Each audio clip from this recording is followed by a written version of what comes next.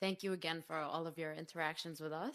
Thank you for allowing us to reflect to you your higher mind mirror. Of course. You had mentioned that you're still above Sedona. As you read the energy now, do you have any idea about how long you will be there for? Time for us is not the same that it is for you. From one perspective, you will find that my ship will be there for years and years and years. At the same time, I can come and go without you even knowing it. Okay, thank you. And when I was in Sedona, I'd spoken to you previously about what you said was an orb that I saw there. Yes. I was wondering if you can tell me anything more about that and also how I attracted that so I can do it again. You attracted it by not needing to do it again. Right. Let the timing express itself in its natural form. Okay. Just be where you wish to be, that is reflective of your highest joy. The orb, in that sense, is observing, recording, measuring,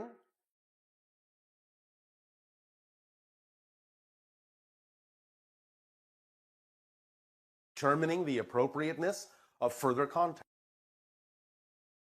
of further appearances. Only by becoming more and more of who you are and not waiting and wondering for these things to happen do these reflections have a better opportunity and a better probability of showing up. All right, that makes sense. Yes. Any further information about connections to civilizations that came from, or anything else you can tell me? It contained a high degree of the vibration that you would call Arcturian. The idea of the Arcturus gate is that frequency, that interdimensional frequency that represents knowing more of yourself, remembering more of who and what you are as a whole being. Thus, then, it reflected an opportunity for you to know yourself more fully. Thank you. And I have a feeling that my next question is connected to that, but I'd like to ask it anyway. All right. Is there any way that you see that I can better help the children that I work with? Are you being creatively, interactively imaginative as best as you possibly can be? I've been more frustrated, actually. By what? The system, timelines, deadlines, The paperwork. system. Yes. Why not then branch out in a way and express the idea of interacting with children in a way that you would prefer to? Okay, and this is similar to a conversation we had before, although I know we're having it for the first time anyway. Yes. But my next question then would be, is there anything you think I need to let go of to attract? Well, do you believe that the way in which you wish to express this idea of aiding and assisting children more imaginatively, more interactively, in creating, in a sense, your own school, do you believe that it is something that will support you? Hesitation usually means no. Right. So work on that. Find out why you believe that your excitement can't support you. Find out what those beliefs are. Let them go. School yourself first. Create the school within you. Then you will know what to do with the children. You will know how to create the school that is more representative of your gift, of your sharing. And you will attract the children that require the teaching from your style, your methodology. Remember that any gift you have to give must by definition only exist because there is someone who wishes to receive what you have to share. There are no one-sided coins. If you have the head, the tail must exist. So whatever it is that excites you the most, in whatever way you wish to express it, must by definition only exist because there is someone in the reality who wishes to receive that particular sharing, that particular modality.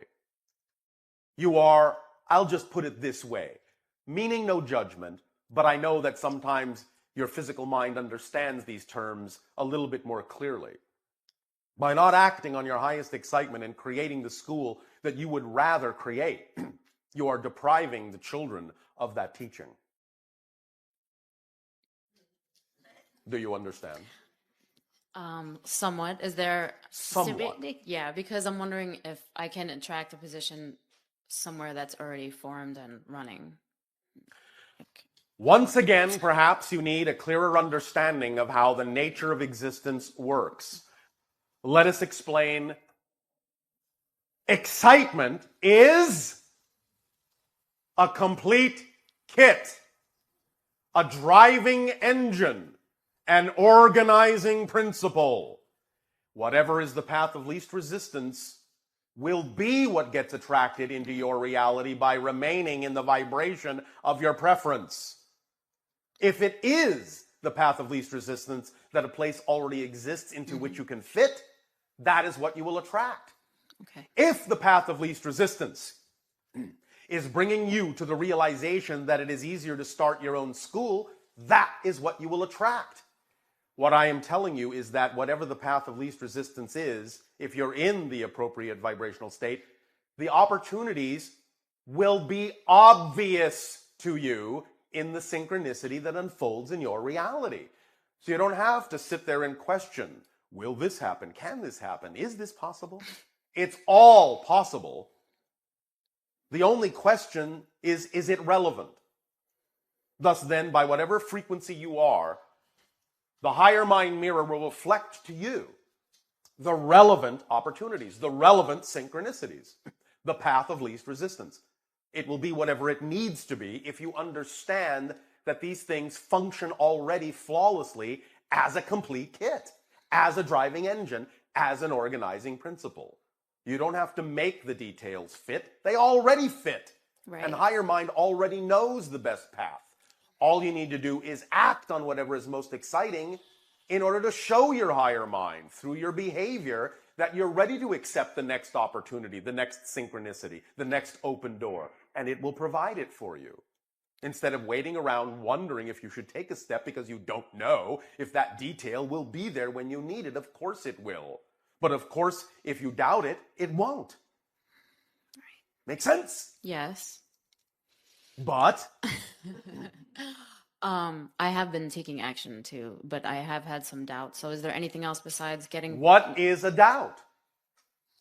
What is a doubt? a belief that's not in alignment with your true self? It is 100% trust in a belief that's out of alignment with your true self. So why do you prefer to believe in something that you don't prefer to believe in? I don't. Well, then stop. Okay. I just The stopped. first step is in redefining these ideas. You need to allow yourself to let go of outdated, outmoded, obsolete definitions. Don't just settle for the definitions you've been given. Don't just say, well, I have doubts. Explore what doubt is. In that sense, explode it, explore it, expose it to yourself for what the definitions are within you that create the experience you call doubt, so that you can identify consciously how the mechanism of that works and realize that it's actually all about trust. You actually never, ever, ever are capable of not having trust. You're not capable of having no trust. You're always trusting something to be true. So when you hear yourself say, I have doubts, that's just another way of saying, I am trusting in something I don't prefer. Then you have the ability to ask yourself the question, why would I do that? How does it serve me? And then you can begin the exploration of what that belief is. Bring it into conscious identification. Realize it has nothing to do with you. Seeing it as nonsensical and illogical. And by seeing it that way, letting it go. Okay. So, school yourself in this so that you can teach the children these principles and how to see what is obvious when you understand what the structure is. Okay, Make thank sense? you. Yes. Does that help you? It does. I have one last question. Yes. I know that you had said that we attract accidents to ourselves kind of to shake ourselves awake. Many Would that times, be? yes. Okay.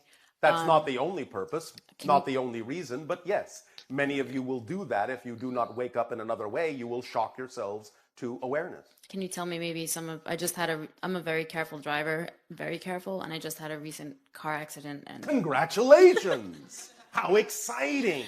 Doesn't feel very exciting, but why not? Why not? Because you're defining it that way.